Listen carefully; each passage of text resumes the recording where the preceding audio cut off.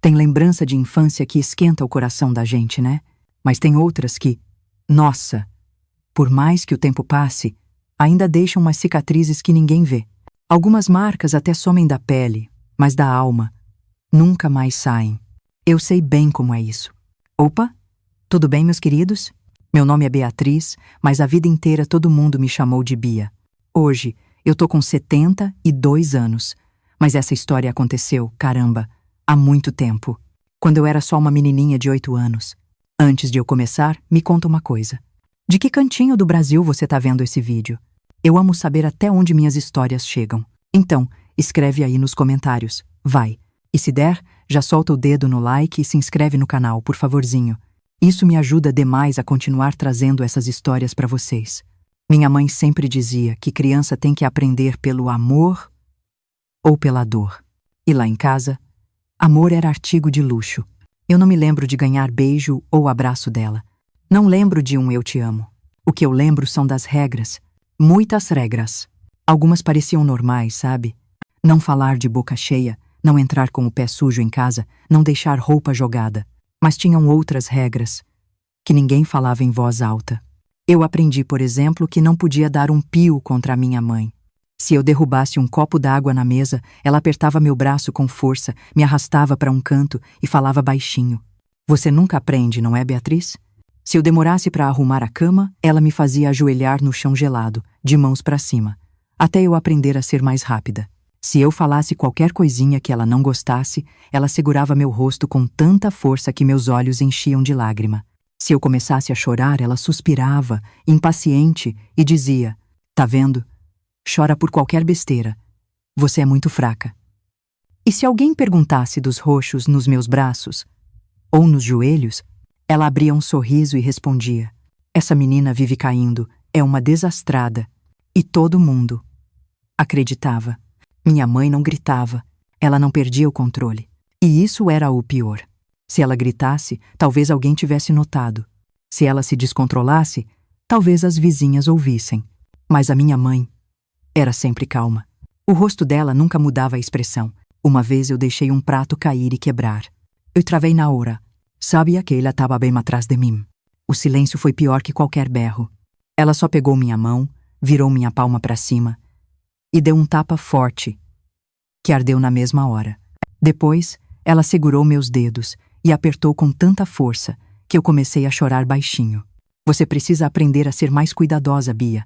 Ela disse isso, sem nenhuma raiva na voz. E eu, com só 7 aninhos, comecei a me perguntar: será que eu era mesmo tão desastrada assim? Os machucados apareciam cada vez mais. Um dia, acordei com o rosto doendo. Levantei da cama e fui direto para o espelho. Tinha uma mancha roxa do lado do meu olho esquerdo. Na hora, tentei lembrar o que eu tinha feito, onde eu tinha batido. Mas a única coisa que vinha na minha cabeça era a noite anterior. Eu estava sentada na mesa jantando, quando minha mãe viu que eu não estava comendo rápido o bastante.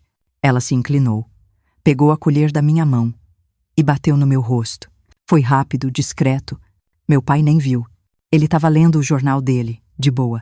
Depois minha mãe só sorriu e continuou a comer.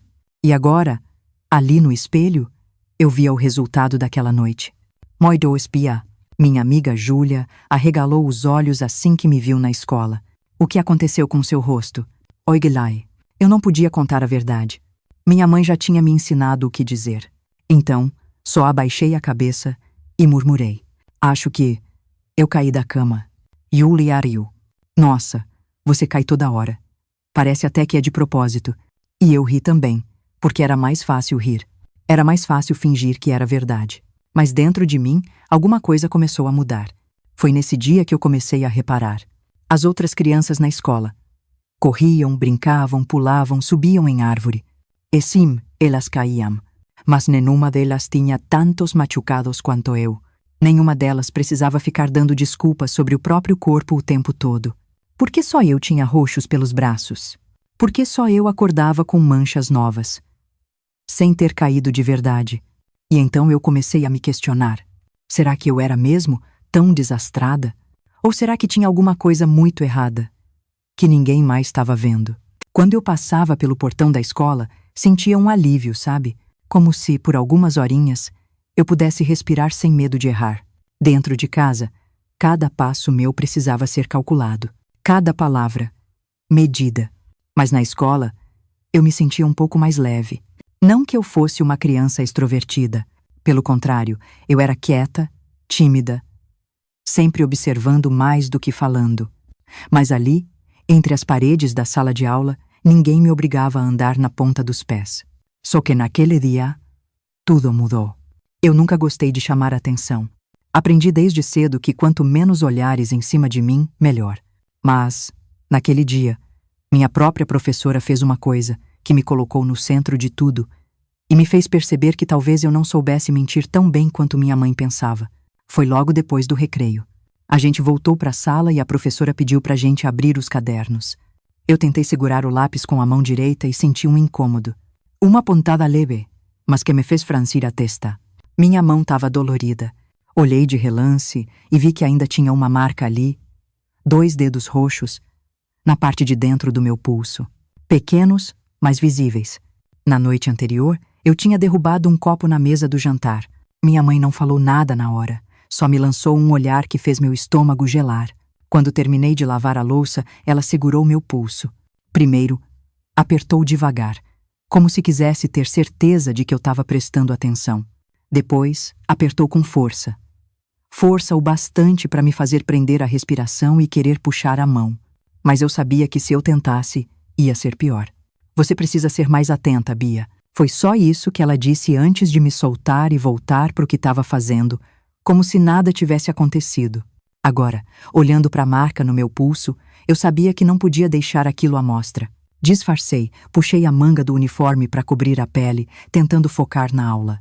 Mas aí, a voz da professora me tirou dos meus pensamentos. Bia, vem aqui na frente resolver esse exercício no quadro. Meu coração disparou. Eu odiava ir lá na frente, mas não tinha escolha. Levantei devagar e caminhei até o quadro negro. Peguei o giz com a mão direita e nesse momento senti um olhar fixo em mim. A professora. Ela franziu a testa e deu um passo na minha direção. O que foi, querida? Sua mão tá doendo? Senti o sangue sumir do meu rosto. Antes que eu pudesse responder, ela largou o livro e segurou minha mão. Com delicadeza, virou meu pulso para cima. E ali estava a marca. 2 dedos roxos. O tempo pareceu parar. As outras crianças continuavam sentadas, algumas conversando, outras rabiscando os cadernos. Mas a professora? Ela ficou imóvel. Por alguns segundos, os olhos dela ficaram presos no roxo do meu pulso. E então, ela levantou a cabeça e me olhou. De um jeito que nunca tinha olhado antes. Como você fez isso? A pergunta parecia simples, mas meu corpo inteiro travou. Eu sabia a resposta, mas não podia dizer. Então fiz o que minha mãe tinha me ensinado. Menti. Eu. Bati na porta. A professora piscou algumas vezes, como se estivesse tentando processar a minha resposta. Você bateu na porta? Repetiu. Sem muita fé. Sim. Foi sem querer. Ela continuou me olhando. O tempo parecia se arrastar. Meu coração martelava dentro do peito. Será que ela acreditaria? Por fim, ela soltou minha mão devagarinho. Tome mais cuidado, querida. E voltou para a mesa dela. O alívio foi instantâneo. Ninguém mais perguntou nada. O dia seguiu normal, como se aquela conversinha nunca tivesse acontecido. Mas quando a aula acabou, eu guardei minhas coisas o mais rápido que pude. Queria sair dali o quanto antes. Passei pelo portão da escola e fui para casa com as pernas bambas. Se a professora percebeu, será que outras pessoas também percebiam? Será que alguém mais sabia e só escolhia não perguntar? Quando entrei em casa, minha mãe estava na cozinha. Eu tentei subir direto para o meu quarto, mas ela me chamou. Beatriz, vira aí devagar. Ela se aproximou e olhou direto no meu rosto. Como foi na escola? Foi tudo bem. Ela inclinou a cabeça, me analisando. Tem certeza? Engoli em seco. Ela sábia. De algum jeito, ela sabia que a professora tinha perguntado. Tenho. Minha mãe cruzou os braços. O que você diz? Pisquei, fingindo que não estava entendendo. Diz que bati na porta. O silêncio foi sufocante. Então, ela sorriu. Muito bem. Depois disso, ela voltou a preparar o jantar como se nada tivesse acontecido. Mas eu sabia. Se um dia eu dissesse outra coisa, se um dia minha resposta não fosse a que ela esperava, eu aprenderia da pior forma possível. A partir daquele dia, eu entendi uma coisa muito séria. Ninguém nunca ia fazer nada. As pessoas podiam perguntar, podiam até olhar estranho, mas no fim, iam acreditar na resposta mais conveniente. E a minha mãe sabia disso melhor do que ninguém. Existem regras que são escritas, outras que são ditas em voz alta, mas as mais perigosas são aquelas que ninguém precisa dizer. Na minha casa, elas estavam por toda parte, invisíveis, mas presentes. Em cada olhar da minha mãe, em cada silêncio comprido, em cada movimento que eu precisava calcular antes de fazer. Foi assim que eu aprendi a sobreviver. Eu sabia que a menor distração poderia me fazer errar, e errar nunca era uma opção segura. Cada dia era um novo desafio, um novo teste, e eu precisava passar em todos. A morte muda tudo. Quando meu pai faleceu, eu tinha 7 anos. Foi uma manhã comum, como qualquer outra. Eu acordei, me vesti e desci para o café da manhã. Mas assim que entrei na cozinha, senti que tinha algo errado. Minha mãe estava parada na frente da pia, mexendo devagar uma colher dentro da xícara de café, como se estivesse hipnotizada pelo barulhinho. Mãe? Ela não respondeu de cara. Só respirou fundo, tomou um gole do café e, sem nem olhar para mim, disse: "Seu pai morreu." Foi assim. "C'est ma vie isso?" Sem explicação. Eu não entendi. Não podia entender. Era muito nova para isso. Meu coração disparou. Meus olhos encheram de lágrimas. "O quê? Como assim?" Ela colocou a xícara no pires e me encarou. Os olhos dela não tinham emoção nenhuma. "Ele se foi, Bia. Não tenho o que fazer. Agora tome seu café." Eu queria perguntar mais. Queria saber o que tinha acontecido. Porque ele não estava ali. Mas a voz dela era firme, sem espaço para conversa. E eu percebi que naquela casa a morte não era motivo para choro. Mas eu chorei. Não consegui evitar. As lágrimas rolaram pelo meu rosto. E eu funguei, incapaz de segurar o soluço preso na garganta. Foi aí que minha mãe bateu a mão na mesa. Não com força, mas o suficiente para me fazer calar a boca. Ela me lançou um olhar duro e a voz saiu baixa, cortante. "Pare com isso agora. A vida é assim. Você precisa aceitar." Ela se levantou, pegou a xícara e saiu da cozinha sem olhar para trás. E eu fiquei ali, soluçando sozinha. Os dias se passaram e o nome do meu pai nunca mais foi falado. Naquela casa a dor não tinha lugar. As lágrimas eram sinal de fraqueza. O sofrimento era um incômodo. E assim, eu cresci aprendendo que, não importa o que acontecesse, eu nunca deveria chorar. Mas sem o meu pai por perto, as regras ficaram ainda mais rígidas. Eu sempre soube que minha mãe gostava de ter o controle. Mas depois que meu pai se foi, esse controle virou total. Tudo tinha um jeito certo de ser feito. A comida tinha que ser servida na mesma hora, todo santo dia. As roupas dobradas em pilhas perfeitas dentro do guarda-roupa. A louça lavada sem deixar uma gota d'água na pia. E eu precisava seguir cada uma dessas regras sem questionar. Senão... Bem, eu sabia que era melhor não testar. Com o tempo, aprendi que algumas regras não precisavam ser ditas. Na minha casa, elas estavam por toda parte. Invisíveis, mas presentes em cada olhar da minha mãe. Em cada silêncio que durava uma eternidade. Em cada movimento que eu precisava calcular antes de fazer. Foi assim que eu aprendi a sobreviver. Cada dia era um novo teste. E eu tinha que passar em todos. Tinha 3 momentos do dia em que minha atenção tinha que ser máxima. O café da manhã, a hora do jantar e as noites, antes de dormir. Era nesses momentos que os erros eram mais perigosos. De manhã, minha mãe gostava que tudo estivesse impecável. A mesa arrumada, o cafezinho servido no horário exato, a manteiga passada no pão sem deixar um farelo cair no prato. Uma vez eu estava com sono e meio distraída. Peguei a xícara de leite e, sem querer, encostei a borda na colher, fazendo um barulho agudo. Na hora, eu congelei. Minha mãe pousou a xícara dela devagar, olhou para mim e só disse: "Você precisa aprender a ter mais atenção." E continuou tomando o café dela. Mas, mais tarde, quando fui pegar uma coisa no armário da cozinha, senti os dedos dela segurando meu braço. Um aperto firme, controlado. Quando ela soltou, os dedos dela ainda estavam marcados na minha pele. Eu aprendi. Na manhã seguinte, segurei a xícara com mais cuidado. O jantar era um teste ainda pior. Minha mãe dizia que desperdício era coisa de criança mimada. Se eu demorasse para comer, sentia a tensão crescer ao meu redor. Se eu olhasse muito para o prato sem levar o garfo à boca, ela sabia. Abre, ela dizia, pegando o garfo e empurrando a comida na minha boca. O tom era baixo, quase carinhoso, mas os olhos dela eram frios. A terceira regra, a mais perigosa de todas, era nunca incomodar minha mãe depois que ela fosse dormir. Não importava se eu estivesse com frio, se tivesse tido um pesadelo ou se sentisse sede. Se eu acordasse de madrugada, eu tinha que ficar onde estava. Eu aprendi isso aos 7 anos.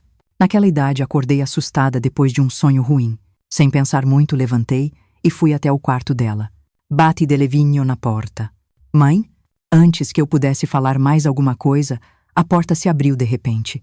Vi os olhos escuros dela me encarando na escuridão do corredor. O que você quer? A voz dela era baixa, perigosa. Eu tive um pesadelo. Ela ficou me olhando por um tempo que pareceu uma eternidade. Depois suspirou, pegou meu pulso e me puxou para dentro. O aperto dela era mais forte do que precisava. Ela não gritou, não fez barulho, apenas me ensinou, sem precisar de palavras, que eu nunca mais deveria sair do meu quarto à noite. Eu aprendi. Na manhã seguinte, quando desci para o café, ela estava sentada à mesa como se nada tivesse acontecido. Olhou para mim e sorriu. Dormiu bem, Bia? Eu engoli em seco e assenti. E a partir daquele dia, nunca mais saí do meu quarto depois que ela ia dormir. Cada dia era um novo teste. Se eu passasse, tudo ficava em silêncio. Se eu falhasse, eu pagava o preço. Mas o pior de tudo é que ninguém via. Minha mãe era respeitada no bairro. Ela sorria para os vizinhos, fazia questão de manter a casa um brinco, falava com doçura com as professoras da escola. Ela era gentil, educada, uma mulher forte que criava a filha com rigor e amor. Ou pelo menos era isso que todo mundo achava. Eu me perguntava se algum adulto via algo diferente. Se alguém notava o jeito que eu nunca sorria muito, o jeito que eu me encolhia quando alguém falava alto, o jeito que eu sempre hesitava antes de responder qualquer pergunta. Mas ninguém nunca perguntou. E se perguntassem, minha mãe sempre teria a resposta perfeita. Porque ninguém quer acreditar que monstros podem ter rostos familiares. Na escola, meu comportamento começou a mudar. Eu evitava falar. Aprendi a andar devagar, sem fazer barulho. Passei a abaixar a cabeça sempre que um adulto falava comigo. Até a Júlia, minha melhor amiga, percebeu. Bia, que foi? Você tá tão diferente. Eu sorri, tentando disfarçar. Só tô cansada. E ela acreditou. Todo mundo sempre acreditava. Até o dia em que eu cometi o erro de quase contar a verdade. O silêncio tem um peso. Aprendi isso muito nova. Existem coisas que a gente pode dizer e coisas que nunca devem ser ditas. E na minha casa, existiam verdades que não podiam passar da porta para fora. Eu nunca fui uma criança de falar muito, mas, depois que meu pai se foi e a rigidez da minha mãe aumentou, meu silêncio ficou ainda maior. A escola era o único lugar onde eu podia respirar. Mesmo sem ser totalmente livre, pelo menos ali, eu não precisava medir cada palavra antes de falar. Mas isso não queria dizer que eu podia contar a verdade. Aliás, eu nem lembrava mais como era contar a verdade. Foi num dia comum que tudo aconteceu. Naquela manhã, acordei e fiz tudo como sempre. Arrumei a cama sem deixar uma ruguinha no lençol.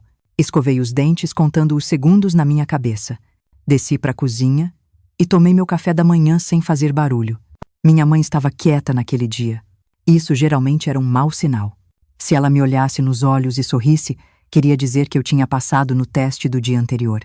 Se ela não falasse nada, significava que alguma coisa estava errada. Engoli a última mordida e levantei da mesa. Tô indo para a escola? Ela não respondeu. Só continuou mexendo o café dela. Hesitei por um segundo, mas me virei e saí. Melhor assim. Se ela não falasse nada, talvez eu tivesse um dia de paz.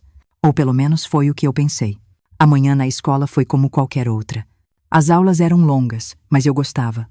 Gostava de ver as letras no quadro. Gostava de ouvir a voz dos professores. Gostava do barulho dos lápis no papel. Tudo isso me fazia esquecer, pelo menos por umas horas, das paredes da minha casa. Até que no intervalo, a Júlia apareceu do meu lado. Bia, você viu aquele cachorro que estava na porta da escola hoje cedo?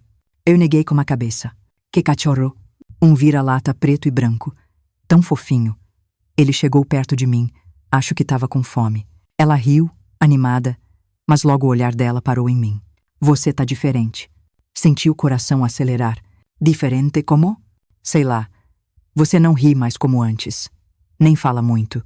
Apertei os dedos no caderno. Acho que sou tô cansada. Júlia inclinou a cabeça, me olhando. É a sua mãe, né? Meu corpo travou. Pisquei rápido. O que você quer dizer? Eu vi os roxos no seu braço outro dia. Você vive se machucando. Mas nunca me conta como. Ela não falou isso para me acusar. Foi só um comentário. Um comentário simples, mas que fez meu estômago revirar. Porque ela estava vendo, ela estava percebendo. E aquilo me deu um medo. Porque se a Júlia via, talvez outros pudessem ver também. Meu peito apertou. Eu tinha que mudar de assunto. Mas antes que eu pudesse falar qualquer coisa, uma outra voz soou atrás da gente. Beatriz. Virei e vi a professora de história parada ali. Ela sorriu gentil. Você pode vir aqui um minutinho? Meu coração afundou. Segui a professora até a sala dos professores. O lugar era pequeno, com umas cadeiras de madeira e uma mesa cheia de papel. Ela sentou e apontou para a cadeira na frente dela. Senta, querida. Meus pés pareciam colados no chão, mas de algum jeito eu me mexi. Sentei e esperei. A professora cruzou as mãos na mesa e me olhou com gentileza. Bia, eu reparei que nos últimos meses você tem estado diferente. Minha garganta secou. Diferente como? Ela inclinou a cabeça, pensando. Você anda mais quieta. Parece sempre alerta demais. Ela sorriu, tentando me acalmar.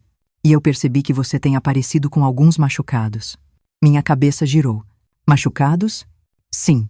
Uns roxos nos braços. E, um tempo atrás, aquele corte no rosto. Pisquei rápido. Ah, eu caí. Você cai muito, não é? Ela disse num tom leve, mas tinha algo nos olhos dela. Ela não estava acreditando. Meu peito ficou pesado. E eu precisava mudar de assunto. Precisava falar qualquer coisa. Mas antes que eu pensasse, ela fez a pergunta que eu mais temia. Sua mãe já bateu em você, Beatriz? O ar sumiu dos meus pulmões. Eu engoli em seco. Minha mente gritava para eu negar, para eu dizer que era coisa da cabeça dela. Mas por um segundo, só por um segundo, eu quis contar a verdade. Quis dizer tudo. Quis dizer que minha mãe nunca gritava, mas que o silêncio dela doía mais que qualquer berro.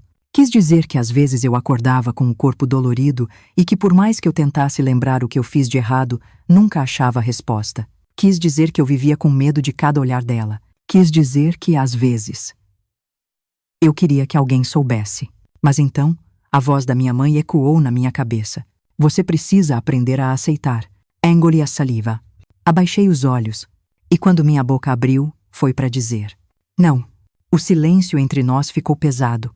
A professora me observou por um longo tempo, como se procurasse algo nos meus olhos. Mas eu não podia deixar ela ver nada. Então, só levantei a cabeça e repeti. Minha mãe nunca bateu em mim. Ela suspirou. Se precisar conversar, eu tô aqui, querida. Eu só assenti. Ela não acreditou 100%. E eu sabia, mas também sabia que ela não podia fazer nada sem provas. Então levantei, agradeci e saí da sala. Júlia me esperava no corredor. O que ela queria? Oi fossai sorriso. Só perguntar da matéria. E ela acreditou. Todo mundo sempre acreditava. Mas quando fui para casa naquela tarde, meu coração pesava uma tonelada. Porque, por um instante, eu quase contei a verdade.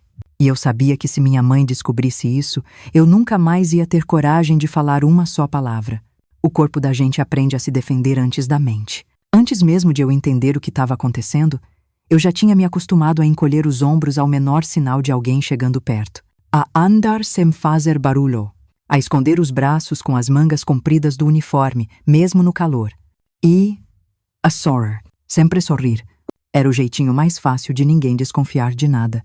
Mas o que eu não sabia, até aquele dia, era que todo corpo tem um limite. E o meu estava prestes a chegar no dele. Começou com um papelzinho dobrado. Naquela manhã, eu estava no pátio da escola, esperando o sinal. O ventinho estava gelado e os outros alunos corriam para lá e para cá brincando. Eu fiquei sentada no banco de cimento, sozinha, como sempre. Foi quando a Júlia chegou perto. Ela não falou nada. Só me entregou um papel pequeno, dobrado com cuidado, e saiu andando. Esperei ela se afastar. Olhei para os lados e abri. Estava escrito com uma letra redondinha e meio tremida. Se você quiser conversar, eu te escuto. Pode confiar em mim. Ju. Senti um aperto forte no peito, aquele tipo de aperto que faz os olhos arderem. Mas como eu já estava acostumada, segurei as lágrimas. Ninguém nunca tinha me dito que eu podia confiar. Ninguém nunca tinha me dado essa escolha. Guardei o papel no bolso. Não disse nada para ela. Não naquele dia. Mas por dentro, alguma coisa começou a se mexer. Em casa, as coisas estavam mais silenciosas que o normal. Minha mãe mal falava comigo. Os passos dela pela casa pareciam mais pesados. O olhar dela, mais direto. E eu sabia que ela estava me observando. Desde que ela soube da minha conversa com a professora, ela estava esperando um erro. E como sempre, eu dei para ela exatamente o que ela queria. Naquela noite eu deixei cair uma colher. O som do metal batendo no chão foi como um trovão dentro da cozinha. Ela se virou devagar, os olhos fixos em mim. Meu corpo inteiro congelou. Desastrada, ela disse, sem levantar a voz. De novo. Fiquei parada. Não tentei me defender. Ela caminhou até mim e pegou o pano de prato da bancada com um gesto rápido. O mesmo pano que tantas vezes ela usava para disfarçar o que ia fazer. Meu corpo se encolheu sozinho. Era como se cada pedaço de mim soubesse exatamente o que vinha a seguir. Mas naquele momento, algo diferente aconteceu. Pela primeira vez, eu não tive medo. Eu estava com raiva, não da minha mãe, mas de mim mesma. Raiva por ter acreditado por tanto tempo que eu merecia aquilo, por ter engolido cada lágrima, cada marca, cada silêncio forçado. Eu levantei os olhos e encarei ela. E então, com a voz trêmula, mas firme, eu disse: foi só uma colher. O silêncio que veio depois foi mais forte do que qualquer grito. Minha mãe me olhou como se eu tivesse cuspido fogo. Ela não estava acostumada com resistência, muito menos com a minha voz. Como é que é?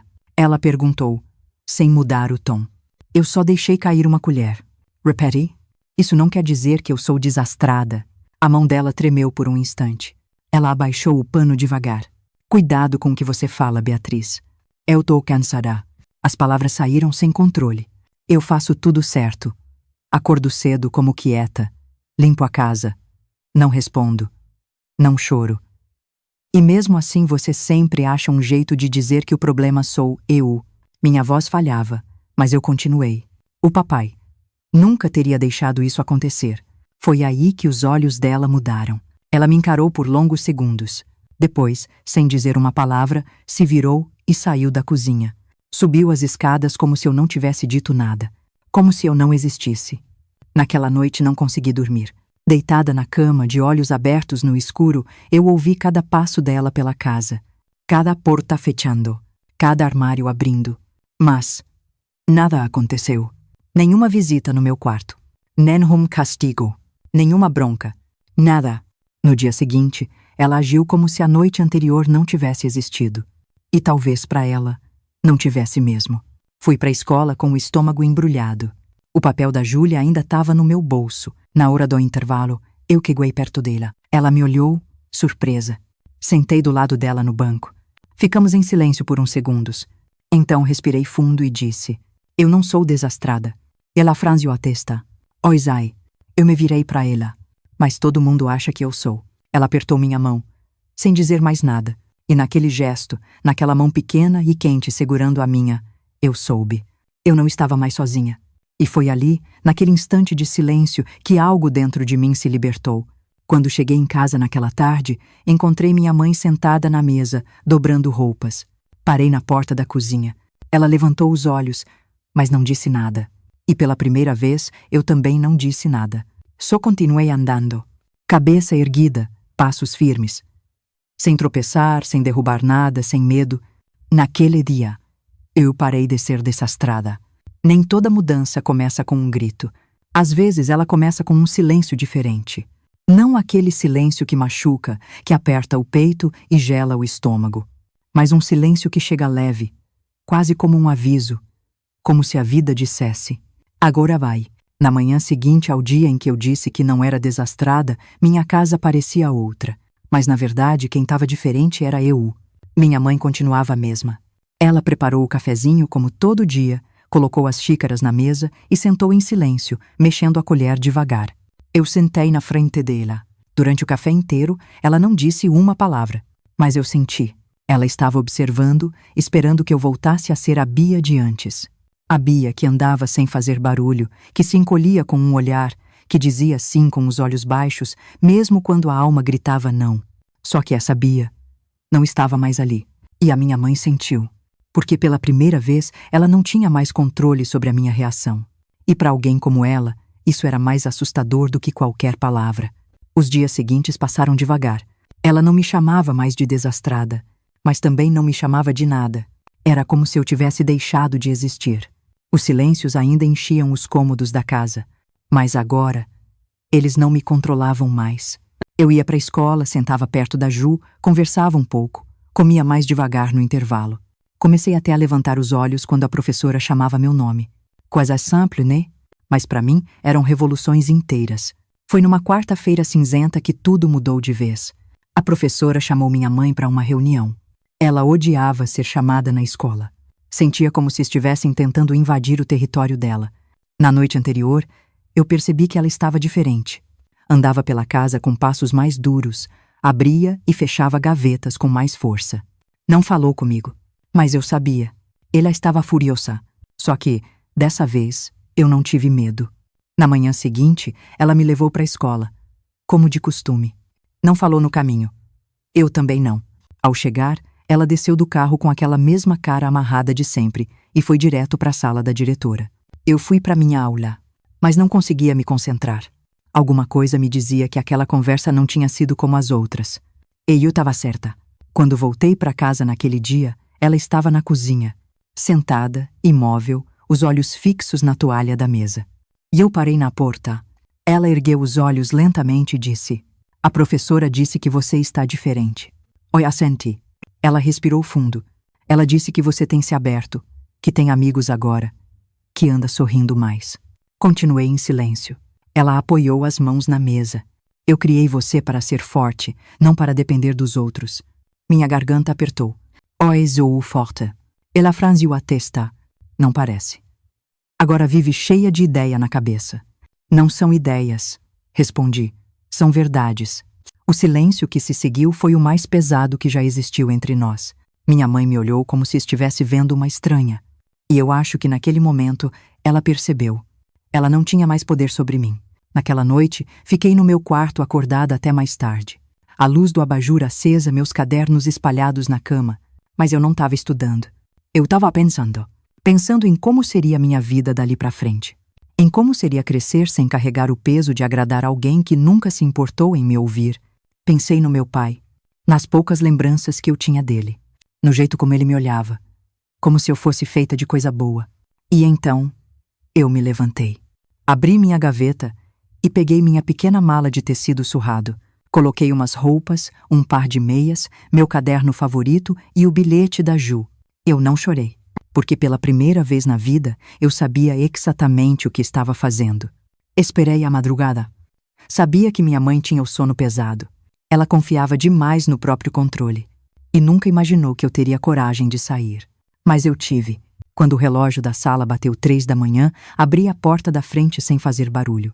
O ar frio da madrugada bateu no meu rosto. Fechei a porta atrás de mim e pela primeira vez, não olhei para trás. Caminhei até a casa da Júlia.